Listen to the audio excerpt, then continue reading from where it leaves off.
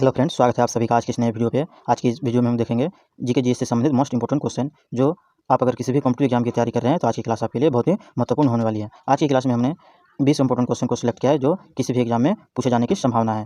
तो चलिए आज की क्लास को शुरू करते हैं। आज की क्लास में पहला सवाल हमारा, बोरी एवं कूनो वन्यजीव अभ्यारण्य किस राज्य में स्थित है? बोनो एवं कूनो वन्यजीव अभ्यारण्य किस राज्य में स्थित है? इसके आंसर हो जाएंगे, सही आंसर हो जाएंगे मध्य प्रदेश। मध्य प्रदेश में स्थित है बोनो एवं कूनो वन्यजीव अभ्यारण्य। इसके अलावा अगर बात करें फ्रेंड्स, महाराष्ट्र में कौन से राष्ट्रीय उद्यान है? तो महाराष्ट्र में स्थित है पेंच राष्ट्रीय उद्यान, जो है महाराष्ट्र में स्थित है।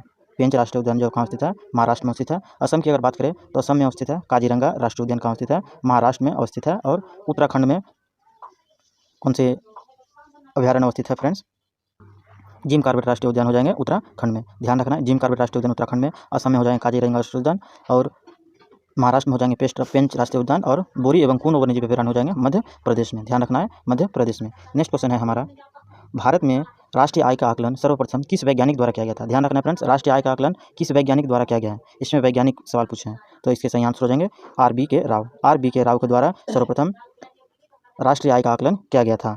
ध्यान रखना फ्रेंड्स, इसमें राष्ट्रीय आय का सिद्धांत नहीं बोले हैं। राष्ट्रीय आय का सिद्धांत किसने दिया, ये अगर सवाल पूछे तो उसके आंसर हो जाएंगे दादा भाई नौरोजी। राष्ट्रीय धन निकास सिद्धांत का प्रतिपादन किया था दादा भाई नौरोजी ने, और ये दादा भाई नौरोजी ने दिया था। ध्यान रखना है। और ये जो है भारत के राष्ट्रीय आय का आकलन सर्वप्रथम कब दिया गया था? तो ये आय का आकलन दिया गया था 1931 ईस्वी में, वैज्ञानिक के द्वारा दिया गया था। राष्ट्रीय आकलन वैज्ञानिक द्वारा दिया था बी.के. राव के द्वारा। और दादा भाई नौरोजी जो अपना धन निकास सिद्धांत दिया था, ये 1860 ईस्वी में धन निकास सिद्धांत दिया था। 1860 ईस्वी में दादा भाई नौरोजी ने, लेकिन वैज्ञानिक की अगर बात करें तो 1931 ईस्वी में। नेक्स्ट क्वेश्चन है, वर्ल्ड इकोनॉमिक आउटलुक रिपोर्ट किस संस्था के द्वारा प्रकाशित किया जाता है? ध्यान रखना है, वर्ल्ड इकोनॉमिक आउटलुक रिपोर्ट किस संस्था के द्वारा जारी किया जाता है? तो इसके सही आंसर हो जाएंगे अंतर्राष्ट्रीय मुद्रा कोष।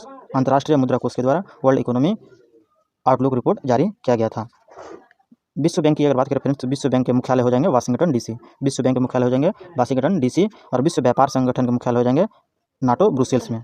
विश्व व्यापार संगठन के मुख्यालय हो जाएंगे ब्रुसेल्स में। नेक्स्ट क्वेश्चन है हमारा, बंग भंग विरोधी आंदोलन का प्रारंभ किस तिथि को हुआ? ध्यान रखना फ्रेंड्स, बंग भंग आंदोलन का प्रारंभ किस तिथि को हुआ था? तो इसमें सवाल वर्ष से ध्यान नहीं रखना फ्रेंड्स, किस दिन हुआ था इससे संबंधित एक कुछ महत्वपूर्ण तिथि होते हैं जो तिथि से रिलेटेड पूछ लेते हैं। 1905 तो माना कि हमने 1905 में किया था, लेकिन इनमें से जो दिवस दिए गए हैं इनको ध्यान रखना जरूरी है। तो बंग भंग आंदोलन की शुरुआत कब किया गया था? तो ध्यान रखना है 7 अगस्त 1905 को। 7 अगस्त 1905 को बंग भंग आंदोलन का शुरुआत किया गया था। उसके अलावा अगर कुछ इंपॉर्टेंट डेट की अगर बात करें फ्रेंड्स, जलियांवाला बाग हत्याकांड जो है कब हुआ था? तो उसमें ध्यान रखना 13 अप्रैल को हुआ था। 13 अप्रैल 1919 को हुआ था। 1919 में हुआ था जलियांवाला बाग हत्याकांड, 13 अप्रैल 1919। और भारत छोड़ो आंदोलन की बात करें तो 8 अगस्त 1942 को हुआ था। ध्यान रखना है, 8 अगस्त 1942 को हुआ था। ध्यान रखना, कुछ डेट इंपॉर्टेंट होते हैं फ्रेंड्स, ध्यान रखना है। बंग भंग विरोधी आंदोलन हुआ था 7 अगस्त 1905 को, जलियांवाला बाग हत्याकांड हुआ था 13 अप्रैल को, और भारत छोड़ो आंदोलन की शुरुआत हुआ था 8 अगस्त को। ध्यान रखना है। नेक्स्ट क्वेश्चन है, संविधान के किस अनुच्छेद के तहत सर्वोच्च न्यायालय रिट जारी कर सकता है? संविधान के किस अनुच्छेद के तहत सर्वोच्च न्यायालय रिट जारी कर सकता है? तो ध्यान रखना, इसका आंसर हो जाएगा 32 के तहत। आर्टिकल 32 के तहत सर्वोच्च न्यायालय यानी सुप्रीम कोर्ट रिट जारी कर सकता है। और ये कितने प्रकार के रिट जारी कर सकता है? तो ये 5 प्रकार की रिट जारी कर सकता है। कितने प्रकार से? 5 प्रकार से रिट जारी कर सकता है। अगर बात करें फ्रेंड्स हाई कोर्ट की, यानी राज्य में जो उच्च न्यायालय होते हैं, हाई कोर्ट अनुच्छेद कितना के तहत रिट जारी कर सकते हैं? तो अनुच्छेद रिट जारी कर सकते हैं कितना के तहत? तो हो जाएंगे 226 के तहत। 226 के तहत हाई कोर्ट अपना रिट जारी करते हैं, और सुप्रीम कोर्ट की बात करें तो अनुच्छेद 32 के तहत अपना जारी कर सकते हैं, रिट जारी कर सकते हैं। और कितने प्रकार के रिट जारी कर सकते हैं फ्रेंड? 5 प्रकार के, ध्यान रखना है। नेक्स्ट क्वेश्चन है, हिंदुस्तान रिपब्लिक एसोसिएशन की स्थापना कहाँ की गई थी? तो इसके सही आंसर हो जाएंगे कानपुर में। हिंदुस्तान रिपब्लिक एसोसिएशन की स्थापना कहाँ की गई थी? तो कानपुर में की गई थी। और कब की गई थी हिंदुस्तान रिपब्लिक एसोसिएशन की स्थापना? कब की गई थी? तो 1924 ईस्वी में की गई थी। कब की गई थी? 1924 ईस्वी में की गई थी। हिंदुस्तान रिपब्लिक एसोसिएशन की स्थापना 1924 ईस्वी में की गई थी। और किसके द्वारा की गई थी? तो सचिंद्र सान्याल। ध्यान रखना फ्रेंड्स, सचिंद्र सान्याल के द्वारा हिंदुस्तान रिपब्लिक एसोसिएशन की स्थापना की गई थी। आपको अगर फ्रेंड्स कुछ प्रश्न एक्स्ट्रा बताए जा रहे हैं, जैसे कि 1924 में स्थापना की गई थी, सचिंद्र सान्याल ने की थी, तो इसे आप नोट जरूर कर लीजिएगा। और इस तरह के क्वेश्चन की अगर क्लास पसंद आ रही है, प्रश्न की क्वालिटी पसंद आ रही है फ्रेंड्स, तो वीडियो को लाइक और शेयर जरूर कीजिएगा। कंटेंट के साथ आपको क्लास मिल रही है तो वीडियो को लाइक और शेयर जरूर कीजिएगा। नेक्स्ट क्वेश्चन है, सुमेलित करना है, यानी एक तरफ है मेरा शासक और एक तरफ है मेरा मंदिर निर्माण, यानी इस मंदिर का निर्माण किस शासक के द्वारा किया गया था, मिलान करना है। तो कृष्ण प्रथम के द्वारा एलोरा का कैलाश मंदिर, या फिर नरसिंह वर्मन प्रथम के द्वारा राम रथ मंदिर, या फिर राजराज प्रथम द्वारा बृहदेश्वर मंदिर, और नरसिंह वर्मन प्रथम के द्वारा कांची का कैलाश मंदिर। तो इसके सही आंसर हो जाएंगे फ्रेंड्स, नरसिंह वर्मन प्रथम के द्वारा जो है कांची मंदिर कैलाश मंदिर का निर्माण नहीं किया गया था, बल्कि द्वितीय के द्वारा किया गया था। नरसिंह वर्मन द्वितीय के द्वारा कांची का कैलाश मंदिर का निर्माण किया गया था। ध्यान रखना है, नरसिंह वर्मन द्वितीय के द्वारा कांची का कैलाश मंदिर निर्माण किया गया था। और इसके अलावा कृष्ण प्रथम के द्वारा एलोरा का कैलाश मंदिर का निर्माण किया गया। नरसिंह वर्मन प्रथम के द्वारा रथ मंदिर का निर्माण किया गया और राजराजा प्रथम के द्वारा बृहदेश्वर का मंदिर का निर्माण किया गया था। ध्यान रखना है। नेक्स्ट क्वेश्चन है दहशाला होता है यहाँ फ्रेंड्स। दहशाला बंदोबस्त किसके दिमाग की उपज थी? दहशाला बंदोबस्त जो थी ये भूमि से रिलेटेड बंदोबस्त था। दहशाला बंदोबस्त किसके द्वारा लाया गया था? तो राजा टोडरमल के द्वारा लाया गया था दहशाला बंदोबस्त। इसके अगर बात करें फ्रेंड्स जहांगीर के समय जो है चित्रकला जो है बहुत फली फूली थी, यानी चित्रकला का विकास बहुत हुआ था। चित्रकला का विकास किस शासक के काल में हुआ था? तो ध्यान रखना है जहांगीर के शासनकाल में। और औरंगजेब की खासियत है फ्रेंड्स, इसने गुरु तेग बहादुर को, जो सिखों के जो गुरु थे तेग बहादुर, इसको फांसी दिलवा दी थी। औरंगजेब ने गुरु तेग बहादुर को फांसी की सजा दिलवा दी थी। नेक्स्ट क्वेश्चन है पश्चिमी घाट पर पाए जाने वाले वनस्पति के प्रकार हैं। पश्चिमी घाट ये जो अपना भारत है, इनमें भारत में से जो है इनमें पश्चिमी घाट जो होते हैं ये वाला तट, अरब सागर की खाड़ी वाले तट होते हैं पश्चिमी घाट। यहाँ हो जाएंगे श्रीलंका, यहाँ हो जाएंगे केरल और ये हो जाएंगे बंगाल की खाड़ी। इनमें जो बोले पश्चिमी घाट यानी ये वाला एरिया। पश्चिमी घाट में पाए जाने वाले वनस्पति का प्रकार कैसा है? तो इसके सही आंसर हो जाएंगे सदाहरित वन जो है पश्चिमी घाट में पाए जाते हैं। अब सदाहरित होने का मतलब है इस जगह का वन जो होते हैं सर्वाधिक हरा होते हैं। और हरा क्यों होते हैं? क्योंकि भारत में जो मानसून प्रवेश करते हैं तो दक्षिण पश्चिम मानसून प्रवेश करते हैं। भारत में दक्षिण पश्चिम मानसून प्रवेश करते हैं और मानसून के प्रवेश करने के दौरान ही यहाँ पर सर्वाधिक वर्षा होते हैं और वर्षा होने की वजह से यहाँ पर सदाहरित वन पाए जाते हैं। पश्चिमी तट की अगर बात करें फ्रेंड्स, पश्चिमी तट जो है किन किन राज्यों में फैला हुआ है? तो पश्चिमी तट है किन किन राज्यों में? गुजरात में, महाराष्ट्र में, उसके बाद गोवा में, कर्नाटका में, केरल में और तमिलनाडु में। पश्चिमी घाट जो अवस्थित है किन किन राज्यों में? ध्यान रखना है गुजरात में, महाराष्ट्र में, गोवा में, कर्नाटका में, केरल में और तमिलनाडु में पश्चिमी घाट फैले हुए हैं। नेक्स्ट क्वेश्चन है किस शासक के ने वातापी कोंड की उपाधि धारण की थी? वातापी कोंड की उपाधि किस शासक ने धारण की थी? तो इसके सही आंसर हो जाएंगे नरसिंह वर्मन प्रथम ने वातापी कोंड की उपाधि धारण की थी। नेक्स्ट क्वेश्चन है निम्न में से कौन क्षोभ मंडल के संबंध में सही नहीं है? क्षोभ मंडल के संबंध में सही नहीं है तो इसके सही आंसर हो जाएंगे मौसम संबंधी घटनाएं नहीं होती है, ये बात गलत है। सारे के सारे मौसम संबंधी जितने घटनाएं क्षोभ मंडल में ही होती है, ये सर्वाधिक पूर्ण रूप से गलत है। जो क्षोभ मंडल में मौसम संबंधी घटनाएं होती हैं। इनके अलावा इसमें ऊंचाई बढ़ने के साथ तापमान में वृद्धि यानी कम होती है। हाँ, ये बात सही है कि ऊंचाई में वृद्धि से तापमान में कमी होती है। इनके अलावा क्षोभ मंडल की ऊंचाई ग्रीष्मकाल में बढ़ जाती है, ये भी बात सही है। क्षोभ मंडल में ग्रीष्मकाल में ऊंचाई बढ़ जाती है और क्षोभ मंडल की ऊपरी सीमा को ट्रोपोपाज कहते हैं। ध्यान रखना है क्षोभ मंडल की ऊपरी सीमा को क्या कहा जाता है? ट्रोपोपाज कहा जाता है। नेक्स्ट क्वेश्चन है जोस्कर श्रेणी हिमालय में अवस्थित है, यानी किस हिमालय में अवस्थित है? हिमालय का जो हमने 4 प्रकार जानते हैं फ्रेंड्स, बृहद हिमालय, ट्रांस हिमालय, लघु हिमालय और शिवालिक हिमालय। उनमें से जो है जोस्कर श्रेणी किस हिमालय का हिस्सा है? तो ये हो जाएंगे ट्रांस हिमालय का। ट्रांस हिमालय का हिस्सा हो जाएंगे जोस्कर श्रेणी। ध्यान रखना है हिमालय के 4 भागों में बांटा गया है, उनमें से जो एक हिस्सा है ट्रांस हिमालय, उनमें से अवस्थित है जोस्कर श्रेणी। इनके अलावा फ्रेंड्स बात करें कि ट्रांस हिमालय को फिर 4 भागों में बांटा गया है, जिनमें से एक हिस्सा है मेरा पीर पंजाल, धौलाधर, काराकोरम और लद्दाख। ये जो है इसका हिस्सा है जोस्कर, ये ट्रांस हिमालय का हिस्सा है, जिनमें से एक श्रेणी हो गया जोस्कर। नेक्स्ट क्वेश्चन है कांग्रेस की उत्पत्ति के संबंध में सेफ्टी वाल्व का सिद्धांत किसने दिया? यानी कि कांग्रेस का जब गठन हो रहा था 1850 ईस्वी में, कांग्रेस का गठन कब हुआ? 1850 ईस्वी में। उस समय सेफ्टी वाल्व का सिद्धांत दिया था, यानी कांग्रेस की स्थापना के बाद जो सदस्यों का कमेटी गठन किया गया था उसने सेफ्टी वाल्व का सिद्धांत किसने दिया था? तो लाला लाजपत राय ने सेफ्टी सिद्धांत दिया था, सेफ्टी वाल्व का सिद्धांत दिया था लाला लाजपत राय ने। और अगर बात करें कांग्रेस की स्थापना किसने की थी? तो ध्यान रखना फ्रेंड्स एलन ऑक्टेवियन ह्यूम, यानी कि एओ ह्यूम के द्वारा कांग्रेस की स्थापना की गई थी।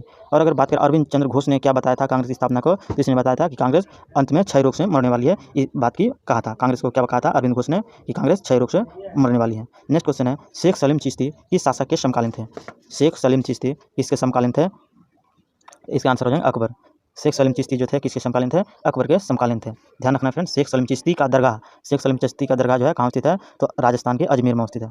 राजस्थान के अजमेर में स्थित है शेख सलीम चिश्ती का दरगाह, कहाँ स्थित है? अजमेर में। ध्यान रखना है। और शेख सलीम चिश्ती किसके समकालीन थे? तो अकबर के समकालीन थे। नेक्स्ट 15वां क्वेश्चन है भारत में परमाणु ऊर्जा आयोग की स्थापना किस वर्ष हुई थी? भारत में परमाणु ऊर्जा आयोग की स्थापना किस वर्ष हुई थी? तो इसके सही आंसर हो जाएंगे 1948 में। भारत में परमाणु ऊर्जा आयोग की स्थापना कब हुई थी? 1948 ईस्वी में। और किस स्थान पर हुई थी? तो ध्यान रखना है महाराष्ट्र के ट्रॉम्बे शहर में हुई थी। महाराष्ट्र के ट्रॉम्बे शहर में हुई थी इसकी स्थापना, परमाणु ऊर्जा आयोग की स्थापना। और इसके जो पहले अध्यक्ष बने थे, इसके पहले अध्यक्ष कौन बने थे? होमी जहांगीर भाभा, यानी HC भाभा इसके प्रथम अध्यक्ष बने थे। HC भाभा इसके प्रथम अध्यक्ष बने थे। किसके अध्यक्ष? परमाणु ऊर्जा आयोग के प्रथम अध्यक्ष बने थे होमी जहांगीर भाभा। और इसकी स्थापना की गई थी 1948 में और ट्रॉम्बे में पहले इसकी स्थापना की गई थी, यानी इसके हेड क्वार्टर हो जाएंगे ट्रॉम्बे में। फ्रेंड्स आपको अगर हमारे प्रश्न की क्वालिटी पसंद आते हैं, कंटेंट पसंद आते हैं तो वीडियो को लाइक और शेयर जरूर कीजिएगा। और यूट्यूब चैनल पर नए हैं तो यूट्यूब चैनल को सब्सक्राइब जरूर कीजिएगा। नेक्स्ट क्वेश्चन है हमारा वीरभूमि किसका समाधि स्थल है? इसके सही आंसर हो जाएंगे वीरभूमि जो है समाधि स्थल लाल बहादुर शास्त्री की समाधि स्थल है वीरभूमि। सॉरी फ्रेंड्स राजीव गांधी की समाधि स्थल है वीरभूमि। वीरभूमि किसकी समाधि स्थल है? हो जाएंगे राजीव गांधी। अगर बात लाल बहादुर शास्त्री की समाधि स्थल कहाँ हो जाएंगे फ्रेंड्स? तो लाल बहादुर शास्त्री की समाधि स्थल हो जाएंगे विजय घाट। लाल बहादुर शास्त्री की समाधि स्थल हो जाएंगे विजय घाट। उसके बाद इंदिरा गांधी की अगर बात करें फ्रेंड्स, इंदिरा गांधी का हो जाएंगे शक्ति स्थल। इंदिरा गांधी हो जाएंगे शक्ति स्थल समाधि स्थल। और जवाहरलाल नेहरू की बात करें तो इसके हो जाएंगे शांतिवन। शांतिवन हो जाएंगे इसके समाधि स्थल। शांतिवन, जवाहरलाल नेहरू, इंदिरा गांधी शक्ति स्थल, लाल बहादुर शास्त्री विजय घाट और वीर भूमि हो जाएंगे राजीव गांधी। ध्यान रखना फ्रेंड्स, चारों के चारों हमने जान लिए हैं। इनके अलावा नेक्स्ट क्वेश्चन है, राष्ट्रीय आपात की घोषणा राष्ट्रपति करते हैं। यानी राष्ट्रीय आपात की घोषणा कौन करते हैं? तो राष्ट्रपति कर सकता है। तो कब कर सकते हैं? जब मंत्रिमंडल उसे लिखित सलाह देंगे। मंत्रिमंडल की लिखित सलाह पर ही राष्ट्रीय आपात की घोषणा कर सकते हैं। और राष्ट्रीय आपात की घोषणा किस आर्टिकल के तहत होते हैं फ्रेंड्स? तो ध्यान रखना है, आर्टिकल हो जाएंगे 352। 352 के तहत राष्ट्रपति अपना राष्ट्रीय आपात घोषित कर सकते हैं। और कब घोषित करते हैं? जब मंत्रिमंडल उसे लिखित सलाह देंगे। और राष्ट्रीय आपात इस आर्टिकल के तहत होते हैं, 352 के तहत होते हैं। नेक्स्ट क्वेश्चन है, जिला न्यायाधीशों की नियुक्ति कौन करता है? जिला न्यायाधीशों की नियुक्ति कौन करता है? तो इसके सही आंसर हो जाएंगे राज्य के राज्यपाल। जिला न्यायाधीशों की नियुक्ति कौन करते हैं? राज्य के राज्यपाल। अगर बात करें फ्रेंड्स की राज्य में एक उच्च न्यायालय होंगे, यानी हर एक राज्य में एक हाईकोर्ट होंगे, तो ये कितना आर्टिकल के तहत? 214 के तहत। प्रत्येक राज्य में एक हाईकोर्ट होंगे, अनुच्छेद कितना के तहत? 214 के तहत। और राज्य में उच्च न्यायालय का गठन होगा, गठन जो होगा राज्य में उच्च न्यायालय का गठन, तो हो जाएंगे 216 के तहत। 216 के तहत प्रत्येक राज्य में एक उच्च न्यायालय का गठन होगा। और ये राज्य में न्यायाधीशों की नियुक्ति, यानी हाईकोर्ट के जो न्यायाधीश होंगे उसकी नियुक्ति कौन करते हैं? राज्य के राज्यपाल करते हैं। नेक्स्ट क्वेश्चन है हमारा, सकल घरेलू उत्पाद। सकल घरेलू उत्पाद देश का मुद्रा मापक है, यानी किसके माध्यम से सकल घरेलू उत्पाद को हम माप सकते हैं? तो इसके सही आंसर हो जाएंगे अर्थव्यवस्था में उपबंध सभी, सॉरी फ्रेंड्स, इसके आंसर हो जाएंगे अर्थव्यवस्था में उत्पादित सकल, अर्थव्यवस्था में उत्पादित वस्तु एवं सेवा, उत्पादित अंतिम वस्तु एवं सेवा के ही माध्यम से मुद्रा का मापक कर सकते हैं। ध्यान रखना है, सकल घरेलू उत्पाद जो है अर्थव्यवस्था में उत्पादित अंतिम वस्तु एवं सेवा के द्वारा ही मुद्रा का मापक किया जा सकता है। नेक्स्ट क्वेश्चन है हमारा आज की क्लास का आखिरी प्रश्न फ्रेंड्स, यूरोपीय संघ की मुद्रा क्या है? मुद्रा से रिलेटेड भी सवाल पूछते हैं फ्रेंड्स। यूरोपीय संघ की मुद्रा क्या है? तो इसके सही आंसर हो जाएंगे यूरो। यूरो से ही, यूरोपीय संघ से ही आ जाएंगे यूरो। ध्यान रखना है, यूरो। यूरोपीय संघ की मुद्रा क्या है? यूरो। यूरो में फ्रेंड्स पहले 19 देश शामिल थे, जिनमें से 19 देश के मुद्रा यूरो थे। और इस यूरो मुद्रा को अपनाया था 1999, यानी 99 में से यूरो मुद्रा को अपनाया था। लेकिन हाल ही में एक और अन्य देश ने एक मुद्रा को अपनाया, जिससे कुल 20 देश होंगे, यानी अब कुल 20 देशों की मुद्रा जो है यूरो हो गए। 20 देशों की मुद्रा यूरो हो गए, जिनमें से आखिरी देश हो जाएंगे हमारा क्रोएशिया। क्रोएशिया हो जाएंगे यूरो मुद्रा आने वाले अपनाने को अंतिम देश हो जाएंगे। और कब अपना है? 2023 ईस्वी में अपना यूरो मुद्रा अपनाने वाले 2023 में हो जाएंगे क्रोएशिया। क्रोएशिया की राजधानी की अगर बात करें फ्रेंड्स, तो क्रोएशिया की राजधानी हो जाएंगे जाग्रेब। तो फ्रेंड्स, आपको अगर हमारे प्रश्न की क्वालिटी, कंटेंट अगर पसंद आती है तो वीडियो को लाइक और शेयर जरूर कीजिएगा। और हमारे यूट्यूब चैनल टेस्ट सीरीज में नए हैं तो यूट्यूब चैनल को सब्सक्राइब जरूर कीजिएगा। अब फिर मिलते हैं इसी तरह के नेक्स्ट इंपॉर्टेंट क्वेश्चन को लेकर। Thanks for watching.